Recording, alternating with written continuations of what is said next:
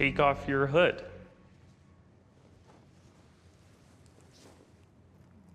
Hey. Hey. One of the most common misconceptions viewers seem to have about me is that I'm a guy who never smiles and doesn't know how to have fun. And that really bugs me because it couldn't be further from the truth. In reality, I'm actually very fun, relaxed, and easygoing. Now, obviously I could just be saying that to you, so tonight I'm going to prove it. How? By spending the entire day with a complete stranger and measuring his dopamine levels during our hangout, comparing them against a baseline to prove scientifically that he did have fun hanging out with me. To start things off, I went on Craigslist and searched through the listings in the strictly platonic section in order to track down a stranger who'd be willing to spend time with me. I then sent emails to a handful of posters looking to hang out. And the next day, after fielding a number of inappropriate responses, I got a nice email from a man named Brendan, who had recently relocated to Los Angeles and seemed eager to make new friends. So we made plans to hang out later that week. But since this was all about proving to you at home that I am indeed fun, I would need to get evidence that cannot be refuted. So I paid a visit to Dr. Whimsy Anderson, a specialist in neurotransmitter testing, to advise me on how to scientifically prove a person is fun. When someone's having fun, you might see an elevation in serotonin, an elevation in dopamine, or an elevation of both serotonin and dopamine, both. So if their serotonin or dopamine levels go up when they're hanging out with me, that would mean that I'm fun. For them, yes. Dr. Whimsy said to get accurate results, I'd need to obtain 2 samples of either urine or blood from the person. One before our hangout began to act as a baseline, and a second at the end of doing several activities together. But knowing it would skew the results if he was aware of what was being tested, I would have to obtain Brendan's urine without his knowledge. So prior to his arrival at my office, I set up a tempting selection of beverages in the waiting area. Then, in the bathroom, I put an out-of-order sign on the toilet and attached a clear plastic bag to the urinal mat, creating a reservoir that would discreetly collect any liquid stream on its way down the drain. With everything set and me positioned in a van outside, I watched as moments later, Brendan arrived.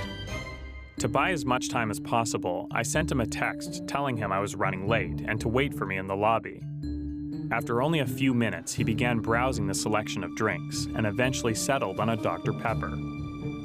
Then, a half hour later, the moment I'd been waiting for finally came as Brendan got up and headed towards the bathroom, hopefully to deposit what would be our baseline urine sample. So once he was done, it was time to head in to introduce myself. Hey. Brendan? Yeah. Hey, Nathan. Yeah, Brendan, how you doing? Hey, Nathan? nice to meet you. Yeah. I'm just gonna go to the bathroom and we can head out, okay? Yeah, no problem. Yeah. I pretended that I had to go to the bathroom too, but in reality, it was just so I could transfer the sample from the secret urinal chamber into the specimen cup while it was still fresh.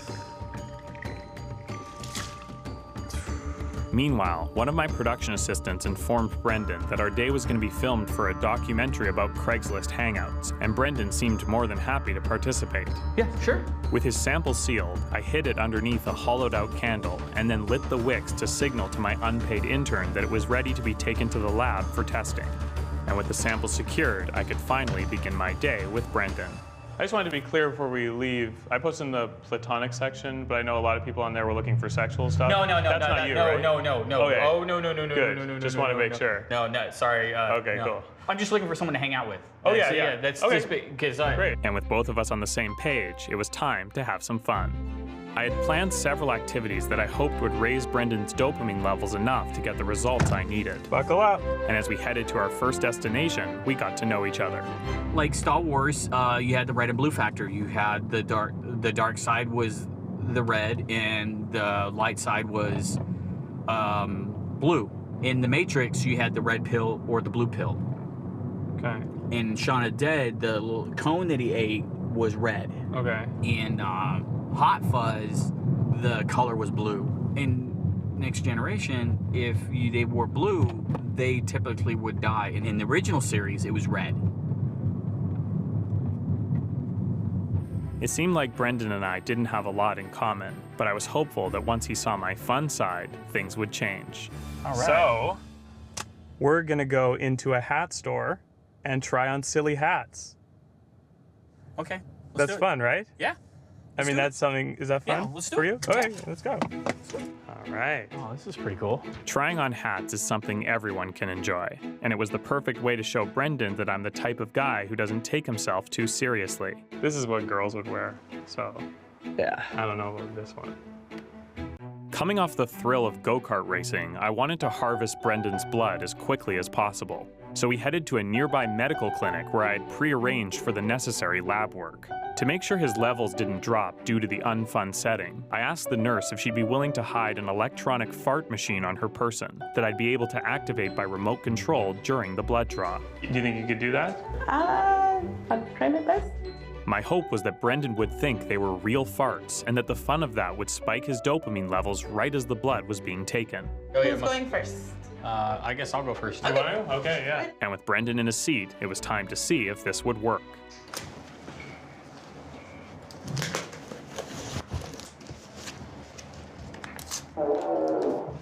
Sorry about that. My apologies.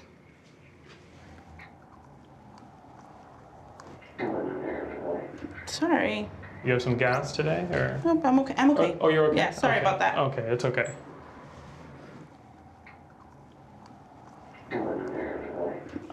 Sorry. I mean, you should stay home if you're that sick. I apologize for that. I mean, if your bowels are...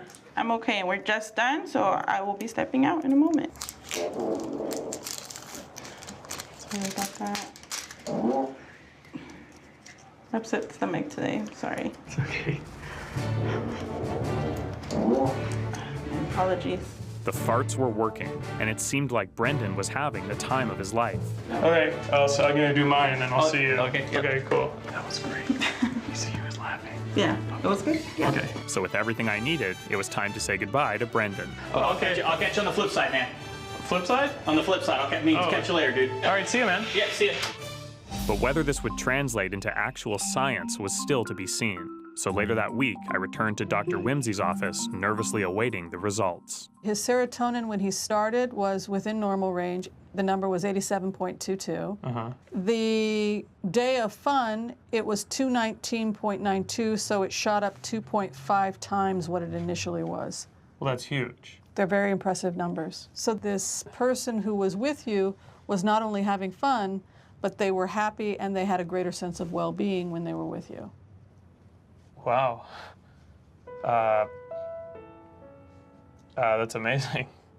Because, you know, I think a part of me has always had this thing ever since I was a kid that, you know, people maybe don't like hanging out with me, and, you know, even though they might say they're having fun, they're really not. And it's really hard to, you know, have those thoughts. I think it can really take a toll on your self-esteem a bit, you know? But now if anyone questions me and ever says that I'm not fun or is uncomfortable hanging out with me, I can say, no, you're wrong. I am fun, and it's been scientifically proven.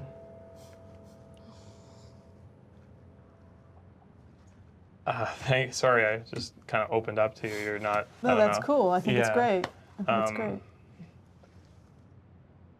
When I decided I wanted to transform someone's life, I knew I needed to find a person who was beyond hopeless. So I sent out a team of producers to scour food courts, coffee shops, gas stations, and comic book stores, looking for people who wanted a better life.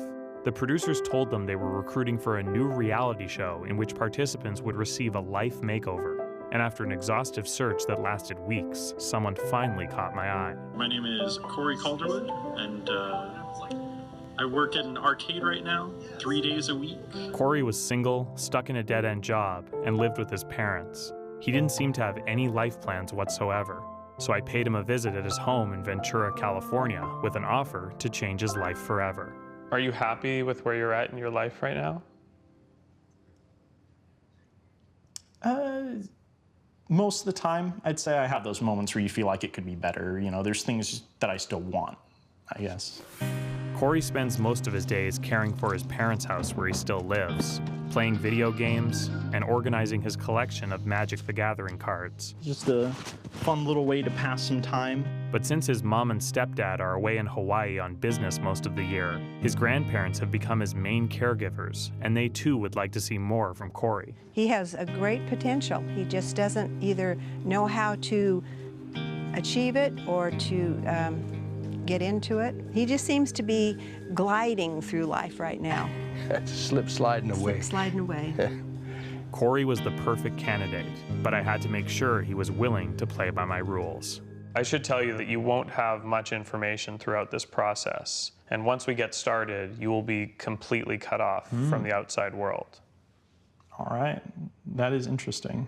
But I can tell you that if you do this, by the time I'm done, you will reemerge as a national hero. So, are you in? Yeah. You sure? Sure.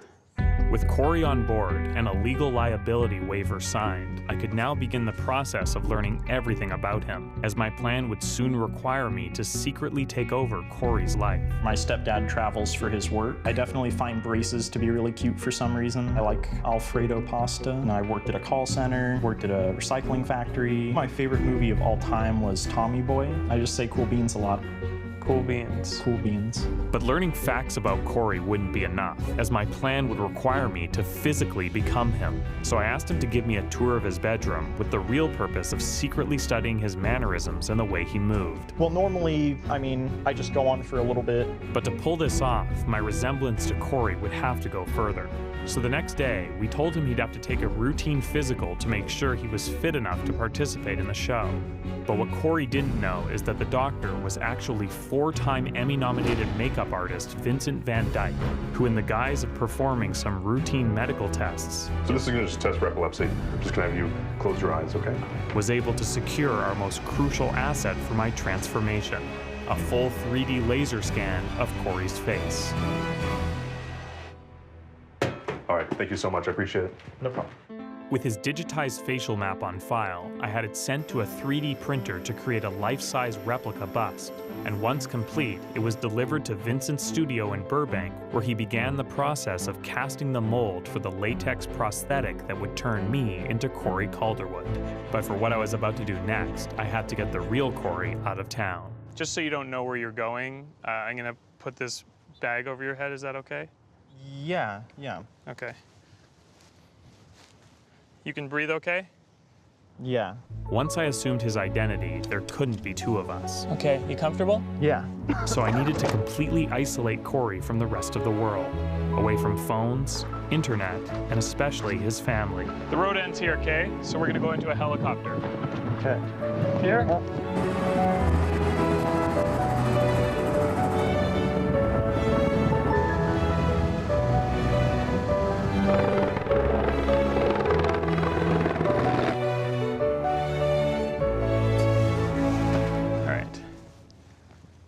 Oh, that's bright. That is a big eye adjustment. So you can kind of see you got everything you need.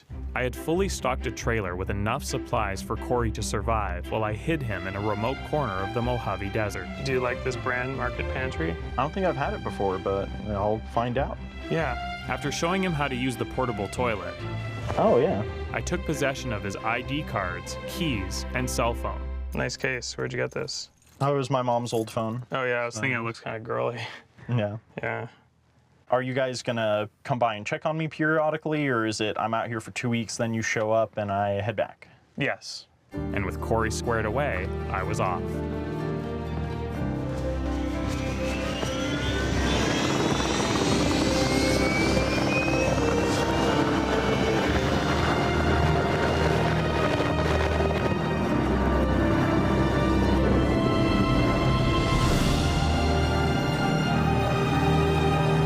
When I first met Cory, he opened up to me about something he was struggling with. It would be good to be in a relationship. It gets lonely when you're not with someone for a while, you know. I was worried that if his love life remained unfulfilled, he might not have the confidence he would need to step into his new role as a hero. So I decided to create an online dating account for Cory that I populated with photos from his Facebook page. I also created some new images that would help portray Cory as a sensitive guy that women would be unable to resist. And shortly after uploading them to his profile, it seemed to work, as by the next morning I had a response from a lovely woman named Jasmine, who seemed like she might be a good fit for Cory. And after telling her that a camera crew was following me because I was going to be performing a death-defying wire walk, she instantly agreed to go on a date, which I set for the following night. My goal was to establish a relationship that Cory would ultimately take over, so I tried my best to portray a realistic but charming version of the man whose skin I was in. I've just spent most of my time in Ventura, you know.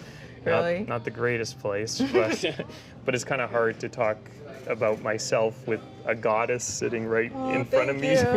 Yeah, sorry. Is that a bit cheesy or? No, it's actually really sweet. Nobody's ever called me that before. I was immediately surprised at how well the date was going, as in these situations, I'm usually a lot more nervous. Back in high school, I was actually on the debate team. Wow. Yeah. So what's it like to debate with you then? I'm I bet pretty you're good. Pretty good arguer. Yeah, I'm pretty good at debating. Should we try to debate something now, or I don't know? It's just a silly joke. We don't have to do that. And 10 minutes in, not only were Cory and Jasmine hitting it off. So have you actually tried walking across a building yet? No. Wow. Yeah. It's gonna be nerve-wracking. They also had a lot in common. Do you play Sims at all? I do. Yes, so do I. That's my guilty pleasure. Sims. Oh yes, it's a guilty pleasure for me. I love Sims. Yeah. Cool beans. I like that expression. After a fun night of conversation, it was time to wrap things up. But before leaving, I wanted to make it clear to Jasmine just how serious about her Cory was. I hope it's not too forward to ask, but can I ask your permission to kiss you? Oh, sure. But it wasn't gonna happen now, because I told her I wanted our first kiss to be special. I was thinking we can do it right when I step off that wire. Oh, that'd be cool. Yeah. Okay. With Jasmine consenting to a kiss, I was one step closer to getting Cory a real relationship. But after she left, I found myself strangely surprised by my own confidence. There was something about being in another person's skin that made all my social anxiety vanish, and I didn't feel ready to call it a night just yet. My friend Marine's from Boston. Boston. Oh, hi, I'm from Boston. I love Ben Affleck. I was able to charm complete strangers. It was a side of me I had never seen before. Thank you, brother. Yeah, of course, anytime. Cory, do you guys like dancing? It was nice for once to have a night away from all my insecurities. And as it came to an end, I actually felt a bit sad, knowing that I'd soon have to go back to being me. My plan was to cross from the north to south rooftop where a secret switch would take place and the real Cory would emerge for his kiss with Jasmine.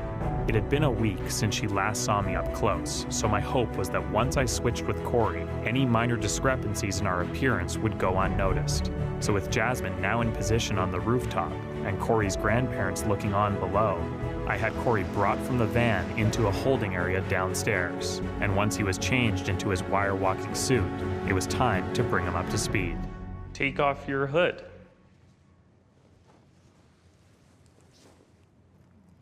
Hey. Hey. How are you? I'm doing good. A little confused at what's going on right now, but It's me, Nathan. yeah.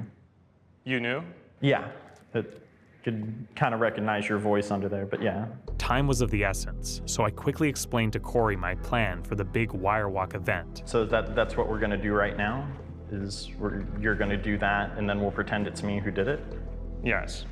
Cory, are you ready to be a hero? I guess we have it all set up, so you kind of gotta do it now. With Cory on board, I updated him on everything I had done with his life while he was away. This is your girlfriend, Jasmine. She's already consented to kissing you. Okay? Okay. And I would avoid using too much tongue since it's the first time. Yeah, okay, yeah, just okay, like, okay, just want to make sure. kiss Okay, him. okay, good, good. Now I just had to get him to the rooftop without being seen. So to get you up there, I'm gonna put you in this bag. Oh, okay. I told Cory that after his kiss with Jasmine, he would deliver a pre-written speech and then present a check to a breast cancer charity, which would cement him as a hero. So with everyone in place, it was time for the event to begin.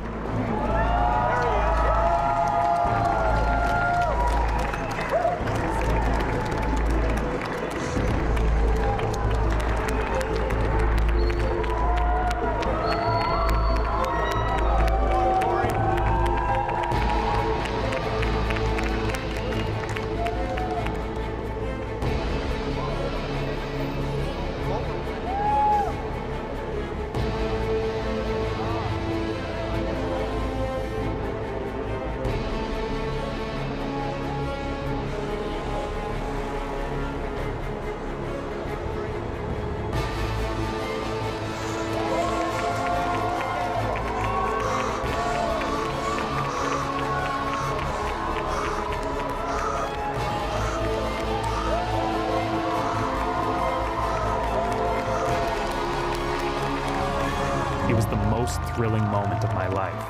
And even though the plan was to only cross once, I wasn't ready to stop being Cory just yet. He's gonna do it again. Oh. My God.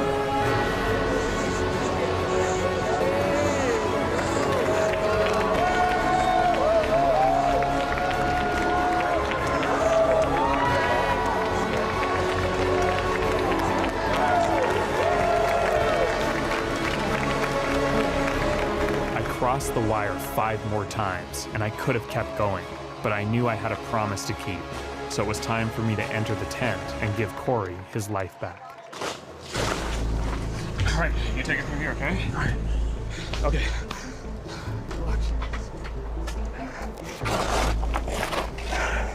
Oh my God, I'm so proud of you. That was crazy. Did you hear everybody cheering for you? Yeah. How was it? It was pretty crazy. It's really good to see you, Jasmine. It's good to see you too. Oh my gosh, I'm so proud of you. That was crazy. And you did it so many times. You kept going back and forth. It's pretty hot. Yeah. Want to kiss now? Definitely.